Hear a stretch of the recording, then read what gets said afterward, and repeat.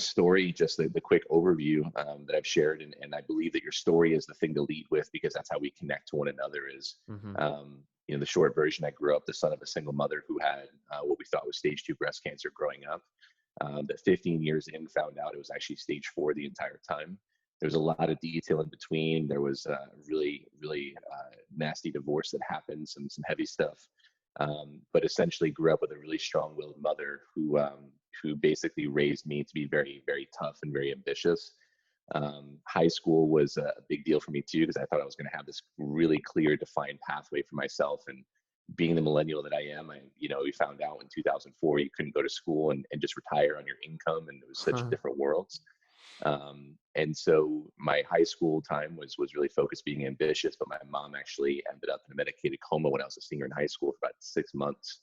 And that was where like my first instinct or first start of my journey came of really figuring out the world and understanding what's going on out there. When I graduated, I went into college and, I did what we're supposed to do, which is try to get good grades. And I just dropped out because I didn't see a need for it yet. And I just wanted to pursue work and figure those things out. By the time I was 21, my mom had passed away, and I was actually with her during a pretty long 6-month battle with bone cancer at that time.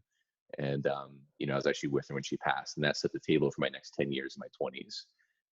So being there with her led to PTSD and anxiety and a lot of failing forward and a lot of life experience in a very short window of time, and learning a lot about relationships and survival and all this stuff. And my 20s was trying to find out what we're supposed to do and coming to the awareness of what we're taught as kids isn't necessarily the truth. Mm-hmm. And so it was, learning through the experience, the doing, right? The learnings and the doing. So I pursued a career. I was in the service industry for quite a while and then ended up in the Fortune 500 space. And being a college dropout, my story was I had to work twice as hard as somebody with a degree and work my butt off to get to a place by the time I finished where I had hundreds of employees and a couple managers that worked for me. And I still found myself in a place where I was just miserable. And Mm-hmm. by the time I was in my 30s, took a step out and went through my divorce and left my job without a plan. I just knew it was eating my soul away. And that's when things kind of opened up for me. I ended up moving out to West Texas in 2015, way out in the middle of nowhere. And that was a restart to my life. It's like The Alchemist, right? I was pursuing a Mm-hmm. personal legend and the adventure.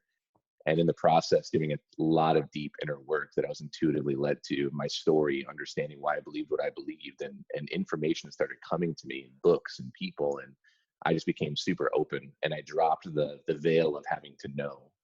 And that was the biggest thing for me. And I made a promise to myself 5 years ago, 4 years ago, that I would never hide anything from my heart and my mind from anybody. And I would just speak from my own personal truth. And that was a promise to me. Mm-hmm. And so since then, I've been producing content on Facebook and Instagram and YouTube, encouraging people to speak their truth. My focus is building freedom in doing so, is working within my truth and helping others expose their own. And that's led to some beautiful things. And I've been able to speak. I've been able to travel. I've been able to do that, but speak from a place of authenticity of the struggle that is. And as we spoke a couple of days ago, I believe right now more than ever is a time for us to understand who we are and to get still and to start being instead of just doing, Mm-hmm. and begin to unfold that truth for ourselves. Mm-hmm. How do you define that truth? What is that truth to you? Yeah, it's truth for me is an interesting thing. So, I believe that there's not one answer. I think there's layers to it in many ways. The thing that makes us who we are, when we talk about truth, there's 4 components to me, to all of us, I believe.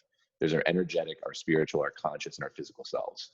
And when those things intersect, that is the essence where we begin to unfold our actual real truth. Mm-hmm. I think there's truth as in, things that tend to have basis in reality in terms of gravity, right? That makes sense. The law of gravity makes sense. The law of physics makes sense. But there are things that we come into contact with that transcends an idea of truth, that it becomes an awareness of like a remembering. And that's what intrigues me. So I stopped believing that other human beings had truth for me and they had great opinions. And I was looking for people around me who had great questions, because that would make me pursue my own truth. So there's personal truth, and then there's nature.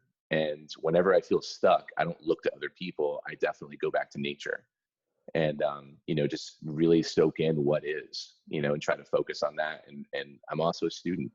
I go to the source of the source in many of the books, right? So like Think and Grow Rich, I want to find the source of that and go all the way back to esoteric Gnostic Christian texts and all this stuff that we don't go seeking. And man, you find so many like incredible thoughts that unfold another layer of like, oh, that sounds true. Let me find out if it is. So Mm-hmm. it's like something that you can kind of, it's like water, right? You can grab it to a degree, but you can't hold it. You know, it's such an interesting process.